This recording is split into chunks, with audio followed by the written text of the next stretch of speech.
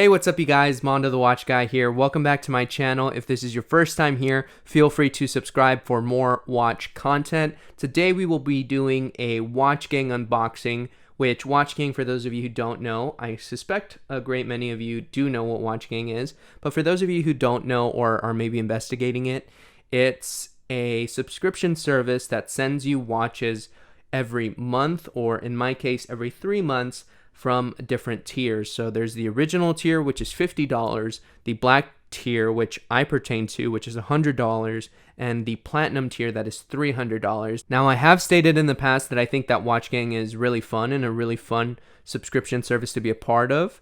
Now, I also have stated that I'm taking this on a case-by-case basis, so if I do get a watch that I don't like, for example, if I don't like the watch that I get today, I'll probably take a break from Watch Gang for a while. I'm really excited. It's kind of nerve-wracking when you get a Watch Gang watch because you can either get something pretty good or something not as good, or maybe something that just doesn't speak to you. And that's sort of part of the fun. Part of the fun is in not knowing. Now, I have gotten several comments of how Watch Gang is this and Watch Gang is that. Honestly, to each their own, and we will see what I got. Hopefully it's something good. Generally, I like the watches that they send me that are automatics. I mean, this is an automatic Grant Brown that is really good. It's powered by Seiko Movement. We'll take a closer look at it when we flip the camera around, and I've actually been wearing this, so it's actually a nice watch. I actually like it. But hopefully I like what Watch Gang has sent me today, because like I said, I am taking this on a case-by-case basis. So hopefully I get something cool. Hopefully I get something that I like and speaks to me, and that way I'll continue with Watch Gang. If not, I'll probably do a wheel spin and take a break from Watch Gang for a while. So let's get to that. Let's flip the camera around, get a quick wrist check, and then get straight into today's Watch Gang Black Tier March unboxing. Before we check that out, I want to show you guys the Grant Brown that I've got on my wrist. Automatic watch that got sent to me, and it's on this sort of sailcloth and leather strap hybrid. I really like it. I've actually worn this a couple times since I got this watch in December. So it's a really nice watch. I have the full unboxing right there somewhere. But now let's go ahead and get into today's watch.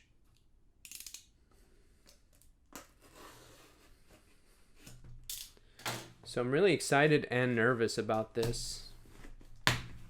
Let's see what I got. Gosh, I'm so nervous. Claim your free gift, seriously.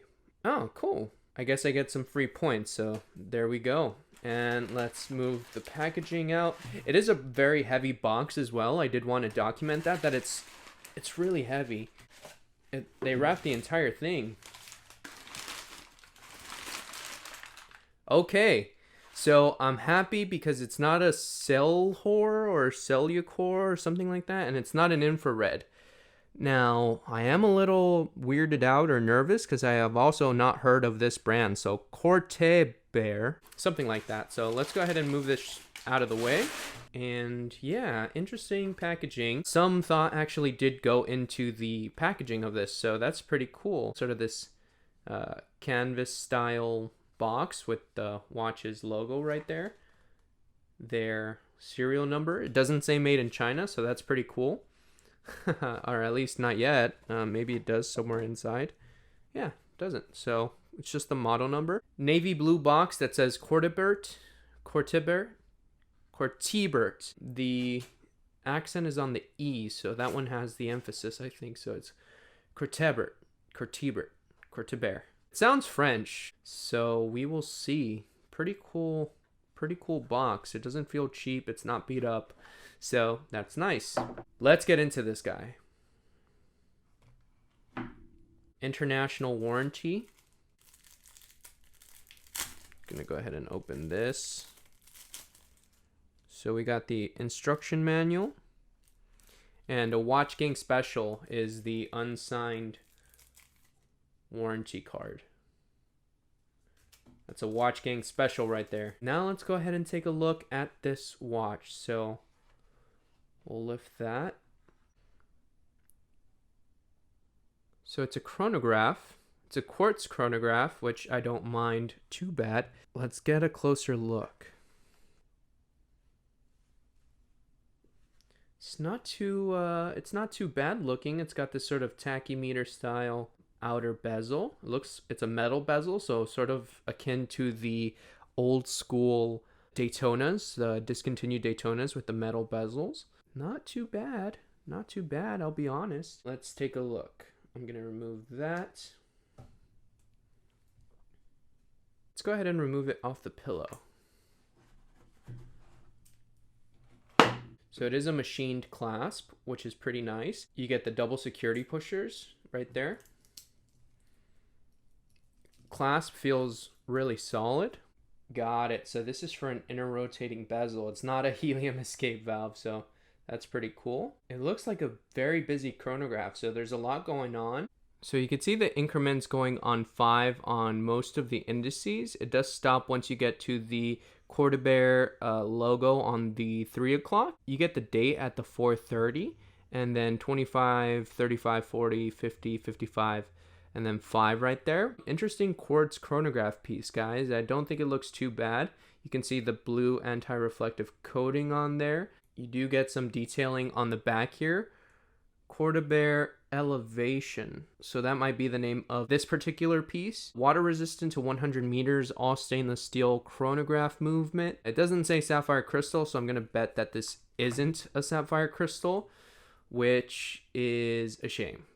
So honestly, I'm pretty much liking the look of it. I like the sort of accent of blue on there. I like the font and the styling of the chronograph, the subdials. There's the chronograph spinning away in there. So it counts every 1/10 of a second. So that's pretty cool. I'm going to go ahead and guess that that's a Seiko movement. I'm going to go ahead and take this Grant Brown off. And I'm going to see what this watch looks like on wrist. Not too bad. I'm liking that. So being completely honest, it does fit pretty well. The bracelet is actually surprisingly good quality. It does have hollow end links, but the quality of the bracelet itself is really nice. It's got the stamped logo right there, and the machining on the clasp is actually pretty good as well.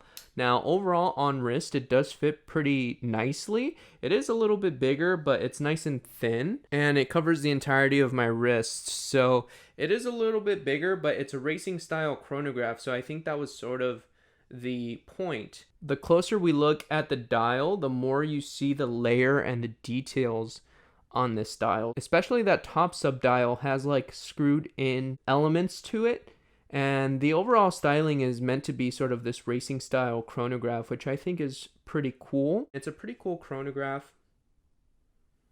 I do enjoy those elements of the chronograph, and I do like that it has a little bit extra in terms of the quality, the stamped right there, the stamped logo on the sides. The other crown has the logo as well, which is pretty nice, and that crown does control the inside, which it does say right there. I don't know if you guys can see, but the red marking says miles per hour and kilometers, so that's pretty cool. And you see you got the 1/10 of a second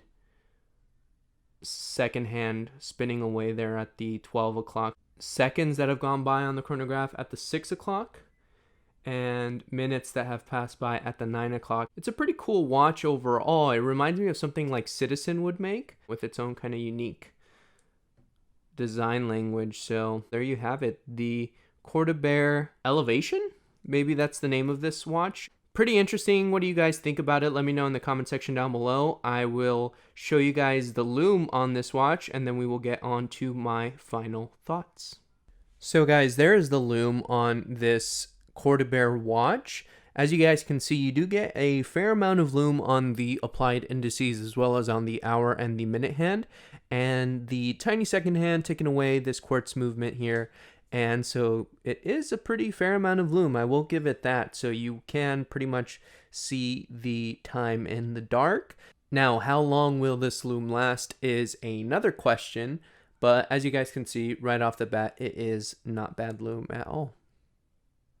So there you have it, guys, my Watch Gang Black Tier unboxing for the month of March. What did you guys think about it? Personally, it wasn't my favorite design as soon as I unboxed it, but if I'm being completely honest, it is growing on me. At the end of the day, it's about you liking the watch, and I'm not sure how I feel about it right now. I did do a little bit of research on the brand Cordabear, and apparently there are a bunch of vintage Cordabear watches out there on the market and on Chrono24. So there is some history to this brand. I'm going to wear it for a little bit and see how I feel about it. It is cool that it is connected to a vintage brand regardless of what they're doing now. I'm very curious about this piece, about its history, its involvement with Watch Gang, and yeah, I mean, it sucks that there's no sapphire crystal on there. That was the one thing I was looking for from a quartz watch, but it's pretty cool and it fits really well. The bracelet feels good, the clasp is machined, and it's got a chronograph movement in there. I am going to have to mull this one over and decide whether I keep it or sell it. And I have to mull it over to decide if I continue with Watch Gang. Luckily, I do have 3 more months to think it over. So is this my last month of Watch Gang? Inconclusive. We will have to wait and see. I am going to do a Watch Gang wheel spin since I have accumulated a few points. So stay tuned for that. And until next time, guys, I will see you later.